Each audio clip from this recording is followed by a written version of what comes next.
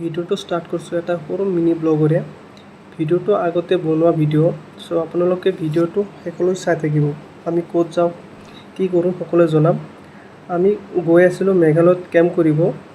জাগাটো হৈছে মেঘালয়ৰ খাৰকুটাত, যিটো অৰ্গেনাইজ কৰিছে গোৱালপাৰা জিলাৰ মাজমজিয়াত থকা 7 ছিষ্টাৰ হস্পিটালে।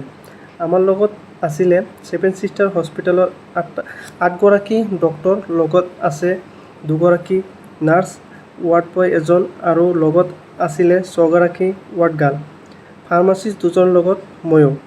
খালি এইখিনিয়ে নহয়, মাৰ্কেটিঙৰ হৈ গৈছিল 4জন, জিয়াৰুল ছাৰ, AGM ছাৰৰ লগত 2জন।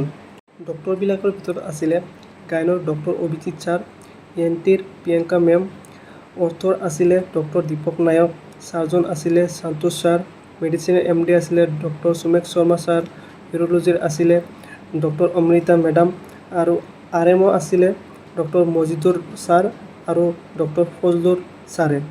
খালি এইখিনিয়ে আছিল আমাৰ ফাৰ্ষ্ট ডে কেম্প। কেম্পটো আছিলে এটা শান্তিপূৰ্ণ কেম্প, য'ত মানুহখিনিও শান্তিপূৰ্ণভাৱে আহিছিলে আৰু শান্তিপূৰ্ণভাৱে ডক্টৰ দেখুৱাই মেডিচিন লৈ ঘৰত গুচি গৈছিলে। চব ঠিকে আছিলে, খালি এটাই বেয়া আছিলে যে এনেকুৱা গৰম দিছিলে যে আমি সহ্য কৰিব নোৱাৰা হৈছিলোঁ। আৰু সেইখিনি জাগাও বহুত ভাল লগা জাগা আছিলে। এইখিনিয়ে লৈ আছিলে আমাৰ ফাৰ্ষ্ট ডে কেম্প, আৰু ছেকেণ্ড ডেৰ কেম্পৰ বিষয়ে আমি নেক্সট ভিডিঅ'ত জনাম।